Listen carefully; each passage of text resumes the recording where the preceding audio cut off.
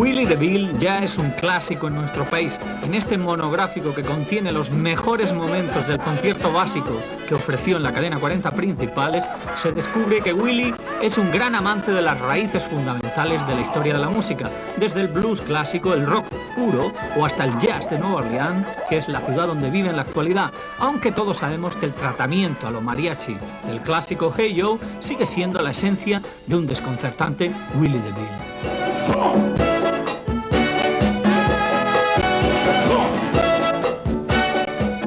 When you learn the guitar, see, because I came out of I was very young, of course, but in the 60s, you know, with Bob Dylan and a lot of those people, I grew up with a lot of the acoustic things, you know, musics, and I've always loved them. Even though things got I never really liked the hippie music, like very, you know, loud music. I think if you can't play an acoustic guitar, you cannot play a guitar.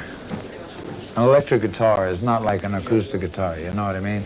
You have to really be able to play an acoustic guitar to play an electric guitar. If you play an electric guitar only, you can't go and play an acoustic guitar, but if you play an acoustic guitar, then you can play an electric guitar, so. When I got there, you know my woman, she was messing around.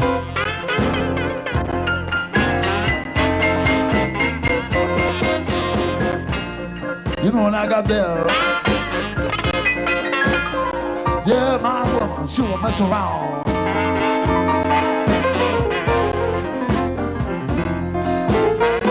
I said, look here, Satan, what you want me to do?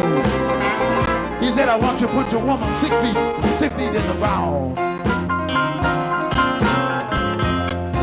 Ready? Come on, baby. All right. Actually, we used to do that at CBGB's. I don't even want to think about how long ago, because we were a rhythm and blues band, and so we used to do a lot of Sonny Boy Williamson stuff, Muddy Waters stuff, a lot of cover tunes, because I was a little bit afraid that, you know, writing my own stuff, if you play a blues song and they don't like it, you say, well, you must be stupid, because who doesn't like Muddy Waters? Okay? But if you write a song and you play it and they don't like it, then that really hurts, you know? So, it took me a while, but I still use blues influence in my music naturally, because I've always loved the blues, you know. I don't think that color has anything to do with it. Matter of fact, most of the first jazz and blues musicians in New Orleans were Italian and white, you know, so, you know, Dr. John, you know, is a white guy, you know, so it doesn't, there's no such thing as you have to be black to sing the blues. It's a feeling. You don't even have to be sad. You can be happy and have the blues, you know? It's a very translucent sort of funny thing, you know? But ever since I heard John Lee Hooker when I was 12 years old, 1962, when I heard that voice, I said, man, I got to sound like that. And so I was 12 years old with freckles and that face, walking around going, yeah, trying to sound like John Lee Hooker, you know. So I've always been a very big fan, and I'm very happy that he has finally got the commercial success that, you know, because he influenced so many people, you know. She borrowed some money, go to the beauty shop. He honked his horn, she began to stop. She said, take me, baby, around the block. I got to go to the beauty shop. I'm gonna get my hair done. I'm gonna stop and talk. Yeah, I'll tell you everything I do. You know what I'm talking about. Oh, yeah. I cut out the cinema. Somebody got to go. I wrote that today. Yeah. It's called Pigs, Feet, White Women, and Cherry Wine. It's a kind of a New Orleans thing. You know, they like pig's feet. People eat pig's feet, you know? I don't particularly like them, but I got the idea from a friend of mine who's a wino. I hang around with a lot of, my wife gets very angry, with people who aren't exactly somebody you want to have over for dinner, you know, street people, drunks. I'm always giving them money, and if they have no place to stay, come on, you stay at my house, okay, you know. So this one guy said, man, I wish I had me some pig's feet and a white woman. Would you go up the street and get me a bottle of cherry wine? And I thought, oh, that's pretty good. That could work, you know? So I worked out this whole kind of thing with knowing him and his wife, like, you know, what they would talk about back and forth. So I just came up with it today, and I thought, I'll do it, I'll try it, you know. When you told me out of the house, you're gonna find my money is a big, big loss. And you know what she said? She said, baby, you ain't made a dime since I met you. All you do is make the money out of my money. I said, I don't care about your mother. Throw your mother out of the house. You know why I throw out of the house? Because she can't cook. Right. You know what she can't cook? My specialty. You know what that is? That's her pig feet. White women, cherry wine. Heart and Soul is a song about two very young people. Well, they don't have to be very young, they just are very in love.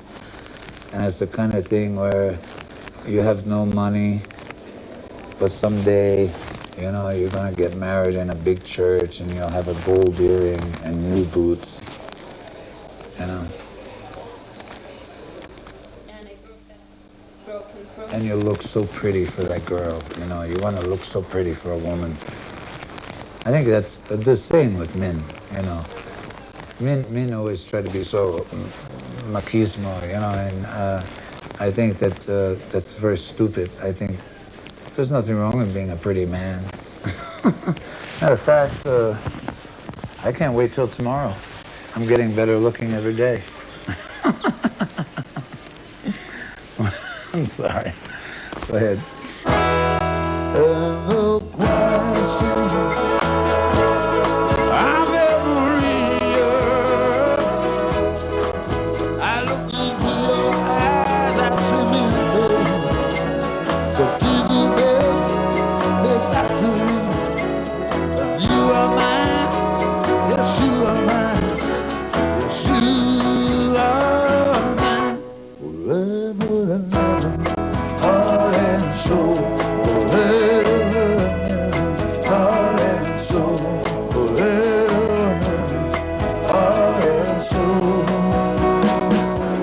Broke that promise.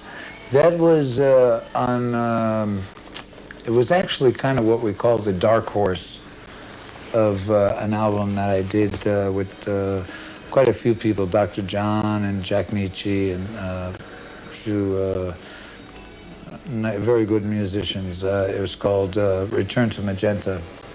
And that actually is one of my favorite songs of that record. So I always keep it in the back to do it, you know, and still to this day it holds up. It has a good feeling because you're saying, I broke that promise that was so important to me. You know, like you give a promise, okay? You could say, I broke that promise that was so important to you, but it's even worse to break a promise that's so important to whoever made the promise. I know that you want me, but somehow I got lost in the jail. Then one day I turned around and around. Remember that night without the green never changed. Oh, girl, but it's not real change. Right, that good girl smash out on me, and I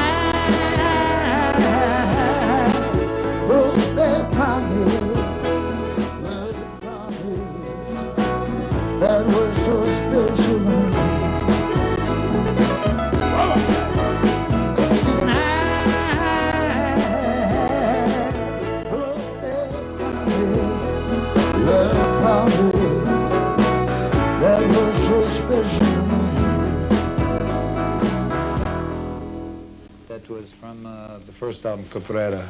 And I know Mick Jagger likes it. It's about a woman I knew who was a drug addict. She was mixed up and she was shook up. You know, so basically that's what it's about.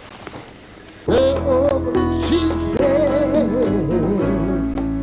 well, there was no one inside. Now break away.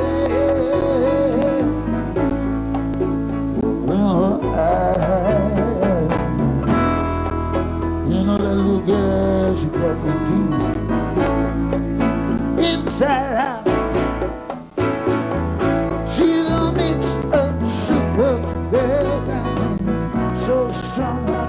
I don't know what to do, yeah. She's a mix of sugar, girl. The song originally comes from the Texas-Mexican border area, northern Mexico, you know, or Texaco, they call it, you know. And so I tried, instead of doing something that sounded like Jimi Hendrix, which would be, I would think, cliche, you know. And I've probably heard every version, but I thought I would take the song back to the way it must have originally have sounded, which would be with mariachis. But with and then it's classic, but I always like things classic with a little twist, you know, a little different, you know. So I put a little bit more Pachuco kind of street slang talking there, you know, and added a couple of verses of my own. Hey, dude, I heard that you shot your woman down. I say, hey, Joe, they say you shot your woman down in the barrel. He said, yes, I did, because I caught her messing around town. I say, hey, Joe, where you gonna run to now? I say, hey, Joe, where you gonna run to now? He said, I'm going down south, way down Mexico way. Ain't no gringo gonna put no noose around me. Stand By Me, I have loved that song since I was probably 7 years old, okay? Benny King is a very good friend of mine, and I wrote a lot of songs in La Chableau and different albums with Doc Thomas, who wrote a lot of the Drifter songs, which was the sound of Spanish Harlem in New York. They were pop songs, but they had a little Latin feel, like sweets for my sweet, sugar for my honey, you know, they're all, or under the boardwalk, you know, all those had a kind of a Latino feel to it, a lot of percussion. There Goes My Baby, Save the Last Dance for Me, things like that. And so I've always kept it in the repertoire because people know that. Tum, tum, tum, tum. As soon as they hear that, they know, you know. And it surprises me because they know all the words all the time, you know. So we stopped it for a while, but then we started doing it again. But it's just, I never get tired of singing it, you know. I won't cry, I won't cry, no, I won't shed a tear just as long as you stand by me. And darling, darling, stand by me, oh, stand by me, oh, darling, won't you stand by me? When all you friends they are gone, you just stay. You just stay. Oh, darling, won't you stay by me? Save the Last Dance for Me, mismo.